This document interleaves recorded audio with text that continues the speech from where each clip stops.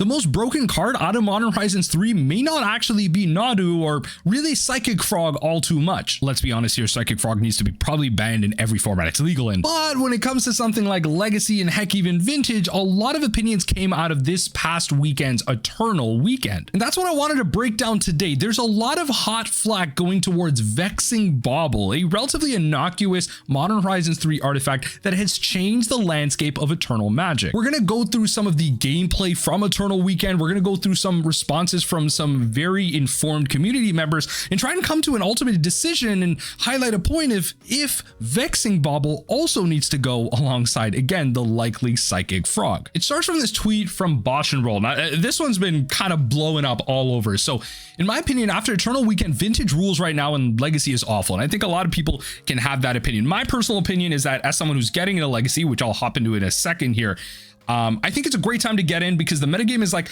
relatively like figured out. It's like there's a lot of busted things happening. So you can just like learn a small amount of interactions, just learn the very early bits of the game. And that's how you can dip your toe in. Once the metagame gets fixed, you're already kind of in franchise and you can figure it out from there. But I think metagames like this actually really help people dive in that don't have a lot of knowledge. Now, Vintage, 6 to 7 decks that are really strong and weak against aspects of each other, plus space to brew in the tier 2 range. That's really cool. Legacy needs at least 2 bans, maybe more. Screw Modern Horizons as a whole concept. Now, look, we've all been talking that, all right? It's not just modern players. It's not just EDH players. It's not just us talking about screw Modern Horizons.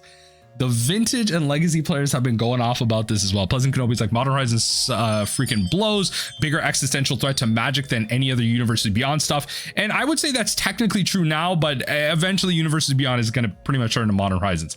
Yeah, it's not even close, according to kind of Brian here. Now, his ban picks, further down in that thread, Pleasant Kenobi also talks about, super interested to hear your thoughts on Legacy bans. BoshnRoll says, Psychic Frog, Reanimate, Vexing Bauble, and some combination of Cosmic Command, Myco Spawn, and Fleshbreaker. So a lot of these cards are out of the Eldrazi deck. First of all, yo, down below, let me know in the comments section.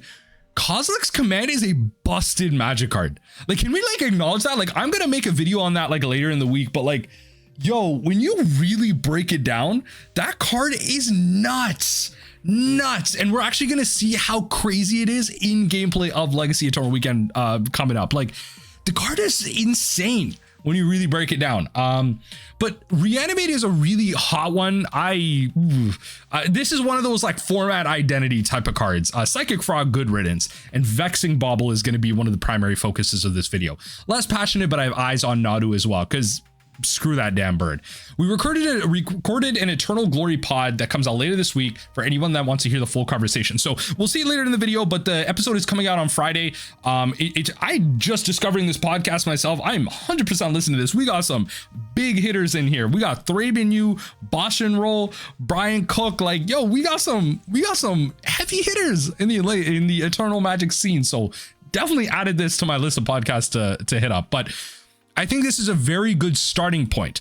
Let's take this idea of these cards needing to be banned and let's expand on them a little bit here. So Eternal weekend, again, a showcase of Legacy and Vintage, just Eternal Magic in general, supported by Wizards of the Coast, a little bit indirectly. It's not like we're making Legacy Masters or anything like that, but Modern Masters, or Modern Horizons, I should say, has been a great way to monetize these formats because a lot of these cards are very playable in these formats.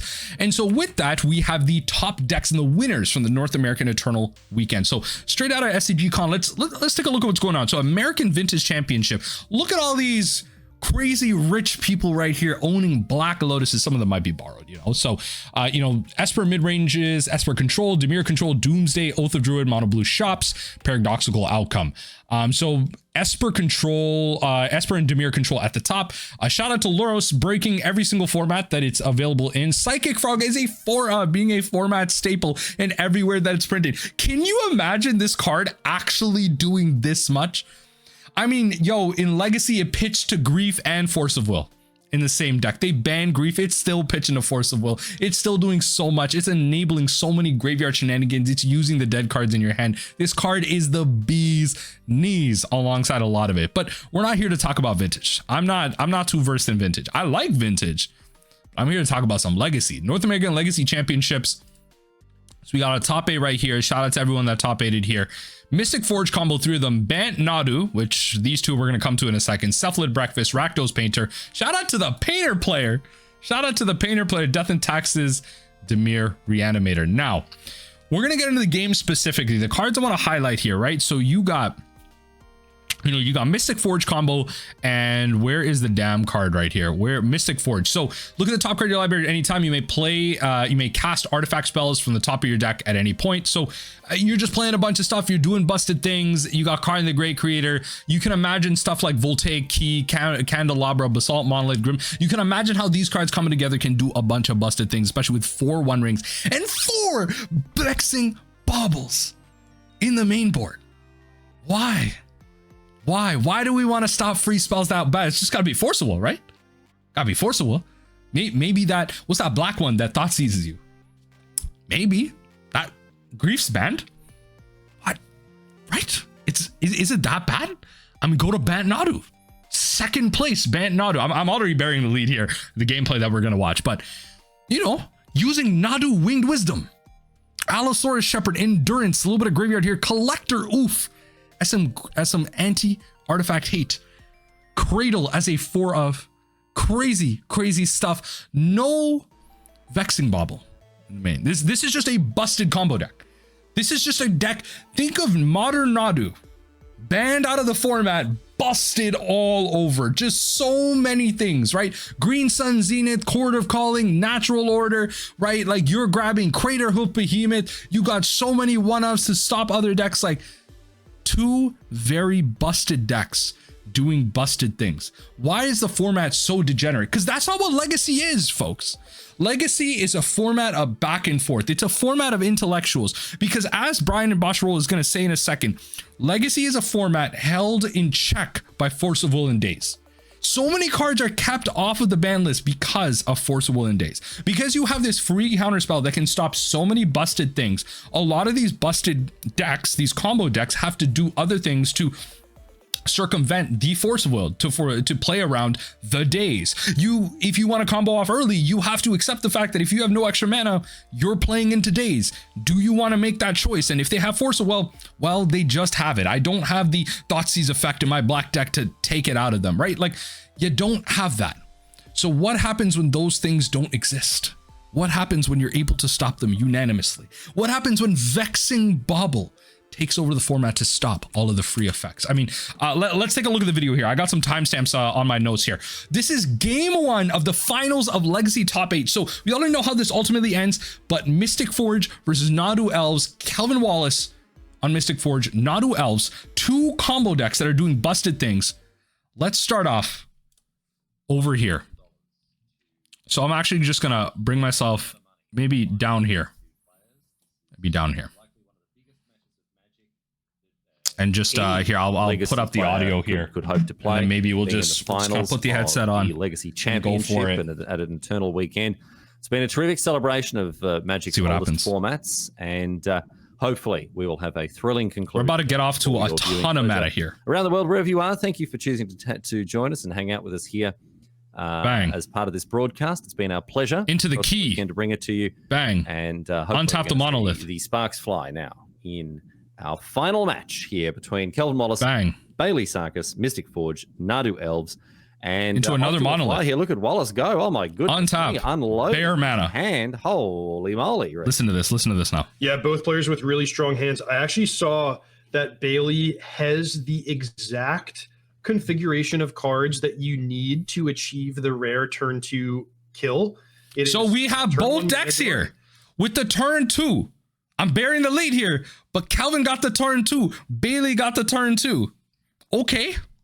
Turn 2, Nomad's Encore, Gaia's Cradle, Nadu. But unclear if he's even going to get that far with Kelvin untapping with, an amount of mana that I can't even count that high. Yeah. So, okay, so Kozilek's Command gets played here. For those of you that don't know what Kozilek's Command does, please just look up the damn card. So it's going to be like Kozilek's Command X12. The busted thing about Kozilek's Command is you can not only scry, it's choose 2 modes. So put 12 mana into it, you scry 10, and you create 10-1, like 10-0-1 Eldrazi spawn. You get your 10 mana back. What? This card is insane. Essentially, this allows, with all this mana, it allows Calvin Wallace here to set up the top of the deck to the point where Karn the Great Creator gets put out onto the battlefield, and then at that point the game is over. The game is over, right? Like Mystic Forge, Karn the Great Creator, you are just doing a crap ton of things, because with all of that mana that you have out that you made back off the Causes command, you just set up the top 10 cards of your deck perfectly, got back 10 mana, played the Karn the Great Creator, then played into other things, and you just win the game from there. That is a deterministic win. Cosmic's Command is a busted Magic card, and all of this doesn't need to be protected, because decks like this are able to get away with things because they're playing 4 Vexing Bauble in the main board. 4 Vexing Bauble, you're able to do something like this. So ultimately, Calvin Wallace actually ultimately wins this here. I think I can fast forward here a little bit. Yeah, they're still like scrying, and then they shuffle. They're like, yeah, absolutely insane. So now we're gonna go to approximately like 7, 11, 41. Somewhere like there, where he got to defeat a turn somewhere like here. So by Calvin Wallace takes the first game, right? So now Bailey ended up spending coming in on the play on turn 2. Fetch, grab the Noble Hierarch. Yeah, that'll win you a lot of games. All right, we're opening things up here. Vexing Bauble. A little more quietly on Calvin's side. Very powerful. With a Vexing Bauble. Right. Not a great card in this matchup. Doesn't do a huge amount in most situations. Not a great card in this matchup, but the account for Bailey. Better start from him. Ooh, and a Collector Oof as well. We'd be happy to see that. Yeah, wow, look how hateful this hand is, Riley. Bailey's gonna play Collector Oof, which is a main deck, we're after sideboarding, but that card is in his main deck. Creature that shuts off every non-land permanent in Calvin Wallace's deck. And in case that wasn't enough, Bailey also has 2 cards that cost single blue mana and counter any spell in Kelvin's deck. Do you know why they... By the way, from Modern Horizons 3 again. From Modern Horizons 3 again. Folks, ex-Modern Horizons staple fighting current Modern Horizons staple. This is Modern Horizons block constructed. That's what Legacy is right now. Oof. Because oof is the noise that you make when someone makes a joke about oof being the noise that you make when you play it when someone's playing a lot of artifacts. Wow, they really mapped that all out. Oh boy, did they. Anyway, here is the oof. Oof, there it is. Coming in for the combat. And coming in for the combat here for Bailey. A much better position than the one he was on in turn... Well, I was going to say on turn 3. Going in for some stuff here. Fetch. So Bailey is... he's really improved things, really turned things around. Cosmic's Command. Ooh, in response. Guess what though? Modern Horizons 3 comes in for the save. Nope. Goodbye. This is my game. Sign to memory here. This is my game. Another key card we identified in this matchup coming up. Imagine Vexing Bauble taking over the format to the point where you have to play another card. You have to play another deck that doesn't care about Vexing Bauble. Really hard time in this game. He's trying to fight through the consign to memories and the collector oofs by casting Bailey's got another one in an effort to exile the disruptive creature. But really, the take a look. This is how we win. Gaia's Cradle. Dismember off the top. He's gonna have not that many turns to do it because his mana. This is the win right here. Ancient Tomb and Bailey's deck, even though it is a combo deck, it's pretty much all creatures. So there you go. And a natural order to get out the Crater Hoof Behemoth to win. So the last game, I actually highly recommend everyone play the watch through. I'm gonna leave a link to this VOD down below. But the last game is actually a really cool example of Legacy. Like, yo, I believe Kelvin mauls down to 4 and still manages to win the game. Fight through a ton of hate that Bailey's throwing Kelvin's way. Yo, the game's actually like high tier Magic. I'm telling you, one of the greater examples of Legacy. But what I wanted to do with these first games was just highlight the fact that there's 2 busted decks doing busted things. Game 1, both decks had, the turn 2 win. Game 2, Bailey still able to do busted things, circumvent the Vexing Bauble because it's not a card that Bailey necessarily cares about, but also has so much hate. Drew the nut draw of Modern Horizons deck with the Collector Oof, with the counter spell, with so much just stopping whatever the hell Kelvin is throwing at him.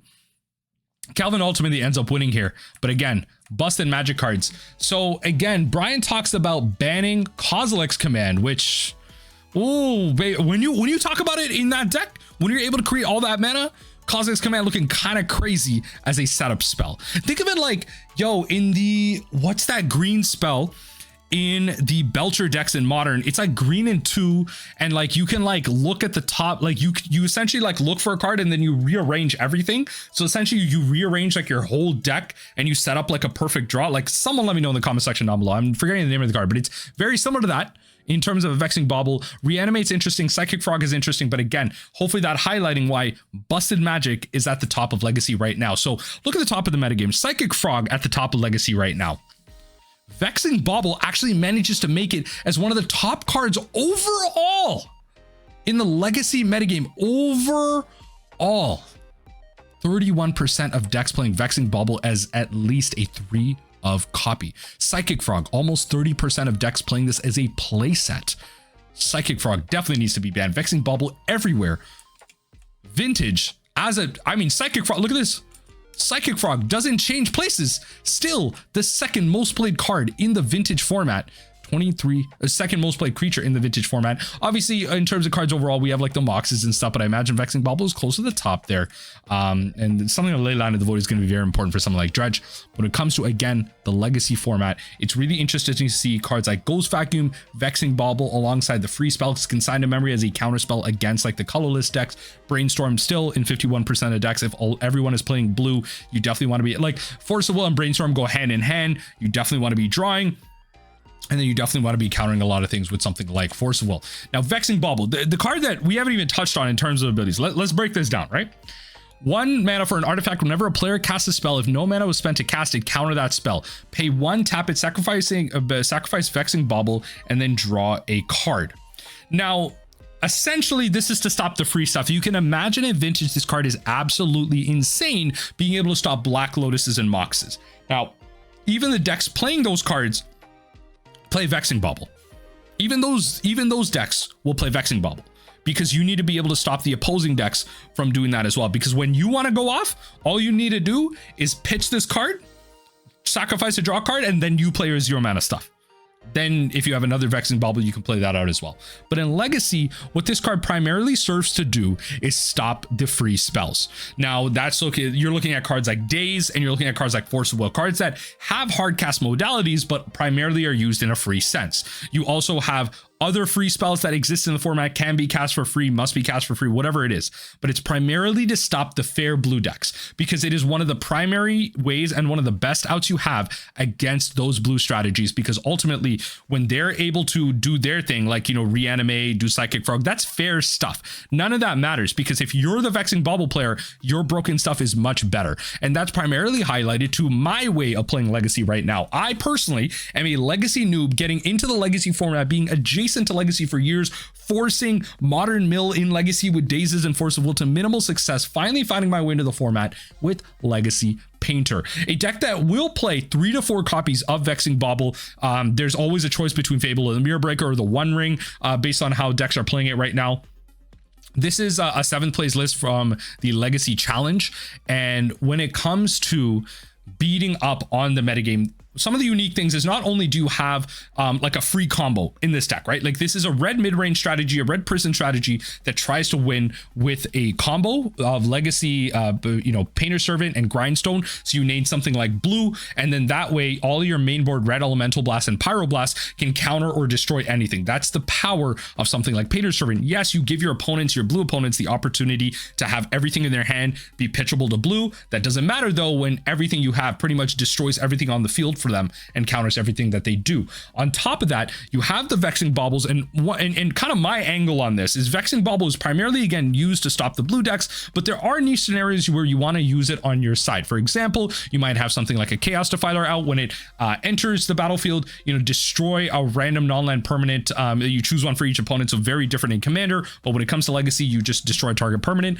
Now, if you have something like a Goblin Welder out and you didn't manage to get any artifact into your graveyard, then if you have something like a Vexing Bauble, you could put a Lotus Petal or a Mox Opal. If you're playing both or one or the other, you can take that from your hand and maybe play, get it countered by the Vexing Bauble. Then you could play something like Goblin Welder to swap the places of the Mox Opal or the Lotus Petal and the Chaos Defiler. That way you get a death trigger.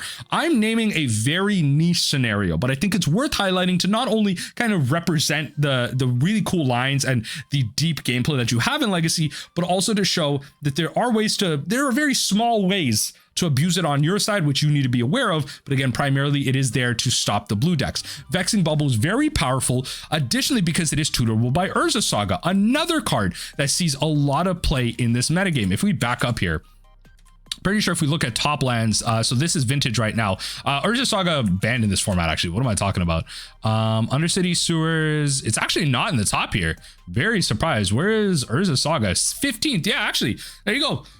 In 15% of decks playing Urza Saga, 16% of decks playing Urza Saga. I'd be very surprised if it wasn't, because Urza Saga, again, not only is it going to be able to grab Grindstone as part of your combo, Soul Guide Lantern for the Graveyard Hate, Lotus Petal for a little bit of extra mana if you need something like black to maybe hardcast a Chaos Defiler, but it will also grab the Vexing Bauble for you to stop the blue deck. So what's great about something like this is you could go turn 1, Urza Saga, turn 2, you could play something like a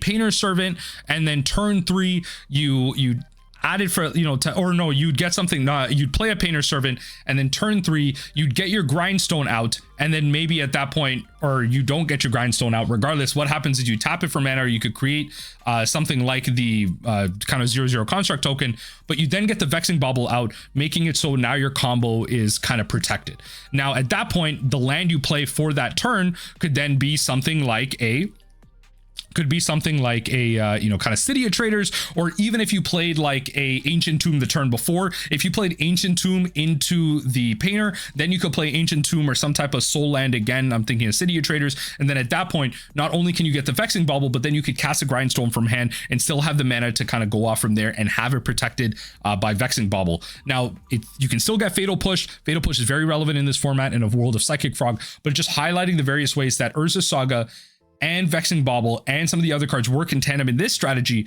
but also act in a way to stop a lot of the blue decks and stop, what Psychic Frog is doing. If Psychic Frog is at the top of the metagame, then that's going to be the deck to beat. And so with that, the decks will then play Vexing Bauble to play the busted things. This is a combo prison deck kind of taking on the lens of Red Stompy using Vexing Bauble and, One Ring and all that stuff. Blood Moon and all that stuff to stop, the Gaia's Cradle decks and the colorless strategies and everything else. Like, it feels like these decks have everything and anything, but the blue decks are struggling because when it comes to something like Vexing Bauble, they get shut out completely. Now, in many ways, people might argue, why is it that Force of Will gets to run free and Vexing Bauble doesn't? Vexing Bauble stops the blue decks. Well, it's not about stopping the blue decks. The blue decks are the fair decks. You have to remember that. The blue decks aren't the broken decks. Generally speaking, the blue decks are not the broken decks. The blue decks playing Force of Will are the police of the format that help the other cards exist. New cards come out all the time. Sometimes they're powerful, sometimes they combine with older cards to create new powerful things. Incredible that a single design masterpiece from Magic's 8th set has held up to 28 years of accumulated BS to keep Eternal formats viable. And this is in response to, it's interesting that free spells are so integral to the identity of Eternal Magic that the prison piece against them are over the line. Really holds a mirror to the design of 30 years of Magic to see how we got here. Well, this gets into the whole idea of like format identity, right? Legacy and Vintage are Force of Will formats. Vintage is defined by more so with the Moxin and Dredge is powerful in that format because of Bazaar Baghdad. Not Dredge. Vintage is defined by more butts to things. It's defined by the Power 9. Legacy is defined by Force of Will and some other key cards. Force of Will Days, the police of the format, the fair decks that try and piecemeal these resources that they have access to, because in order to cast Force of Will, you have to lose a card. In order to cast Days, you have to lose a land. So a lot of these combo decks that want to go off early, you lose a lot of early resources that you need to advance your board state to stop what your opponent is doing. So again, it is a fair strategy trying to stop the unfair decks. Oops All Spells is a deck that wins on turn 1 and frequently with protection. Now a tier 1 deck, by the way. If you look at the Legacy metagame right now, as of the recording of this video, this is a top 10 deck in terms of representation in the Legacy metagame. Despite the deck's existence, it's a fun tier 2 curiosity in Legacy rather than an existential metagame that because of Force of Will. Force of Will is keeping a dozen of cards off of the ban list. And I couldn't agree more. This is just the truth of it. Yes, there is a lot of opinions about modern day players not understanding why free spells are important in the legacy format, in the eternal formats, where the identity of these formats are put behind these type of interactions. That is what we need to uphold. Modern's identity is something else. Modern has turned not only into past a turn 4 format, it has turned into a money-making machine held behind the power of Modern Horizons.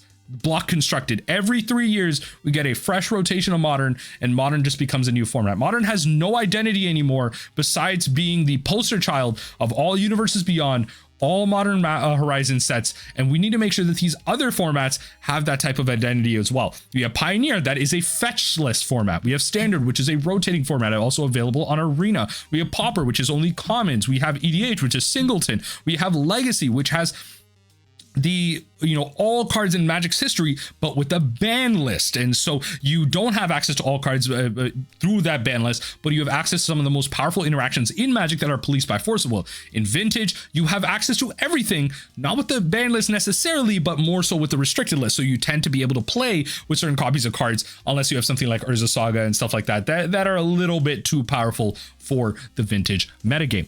Now, these type of formats need to have that type of identity upheld so people can play these games and also have a sense of recognition and a sense of stability in these formats. There are, every single day, the farther and farther we go, we lose stability in our formats. At this point, Legacy is a community driven format. Yes, we have Legacy Eternal Weekend being pushed forward by Wizards of the Coast, but at the end of the day, there are no Vintage RCQs, there are no Vintage Pro Tours, there's no Legacy Pro Tours, Legacy RCQs.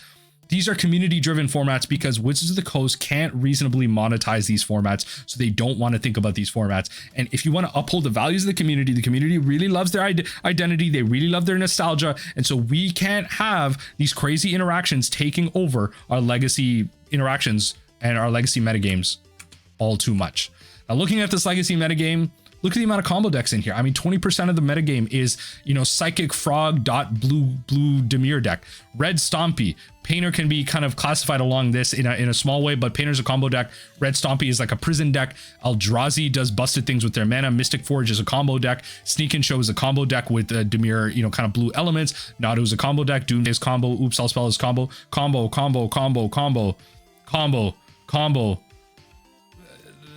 Combo, right? Like, all of it is there. Everyone is doing busted things, but for some reason it's just to stop the blue decks at the top. And when everyone is doing busted degenerate things like this, and look, at the end of the day, all of these decks have their place in the metagame. But the format and the gameplay of that format is very important because the things that they want to push forward are the mid-range decision-making gameplay, that blue, that Force of Will, that Delver Proliferate. Yes, these combo decks should have their time in the sun, and they do. They still do have a lot of power in these type of metagames. They still have a lot of play, and they can still beat the blue decks. But when they're beating them consistency, then Legacy becomes very degenerate. It doesn't become fair. It doesn't feel like your decisions matter, and games end too fast. You have turn 2 wins. You have, collector oof, Modern Horizons stopping the kind of busted combo decks. I guess you found your hate. That game 2 was, I guess you found your hate. The game 3, though, again, highly recommend you go watch that gameplay because it was really good, interesting gameplay. And then finally, this is where we end up. The winner, Kelvin, says at the bottom, as someone who abused Vexing Bauble all weekend, it is a card that needs to go. We'll be laying out my case in the coming weeks to anyone that will have me.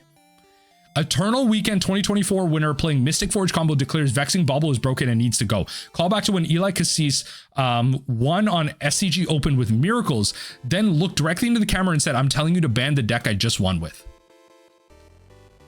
Folks, it's all there. It's all laid out for you. The winner of Eternal Weekend. Look, Kelvin's like, damn straight, I am a brainstorm gamer at heart, a blue player at heart that chose to play Vexing Bauble and a busted combo deck. Most of my published results are on Delver and Stifle Knot. I would have never moved to colorless combo if I didn't believe the deck broke the format in half. And again, primarily with the backing of Vexing Bauble, stopping all of the free stuff in the format. When the free stuff doesn't exist, combos can do whatever they want, because the only things that are stopping the combo decks in the legacy format are the free spells. You need the free spells to exist in order to make sure the format is playable. If you ban the free spells, the other decks of the format run free, and then you have to ban them to make sure the format is even anything remotely interesting. We don't want drag racy Magic. Okay, it's not Vintage. Vintage has a lot of play. Vintage has a whole lot of busted strategy in that metagame, but a lot of the busted things that happen in that format is also matched up by the speed of what the Power 9 can do. That format is very different in terms of its 1-for-1s, what it means to be mid-range and what it means to have value. Legacy is not like that. Legacy requires that mid-range, that decision making. And I hope a lot of you watch, even the card market videos that, the best decks in Legacy and all that stuff. Those games really highlighted game per game what these decks can do, the type of decision making required, and a lot of that decision making disappears when you have busted decks all over the format. Last thing I wanted to point out again is what I said closer to the beginning of the video. I'm not Mingucci. Muted all legacy ban posts from today. Have fun duking it out. Listen to Eternal Glory Pod on Friday if you want more than 140 characters on it. So this is Friday, November the 29th, depending on when you're watching this. But yeah, Friday, November the 29th, Eternal Glory podcast comes out, and then we get to discuss ultimately if Vexing Bauble is the most busted card in the legacy format. I definitely will be paying attention. Let me know what you think in the comment section down below. Does Vexing Bauble have to go in the legacy format?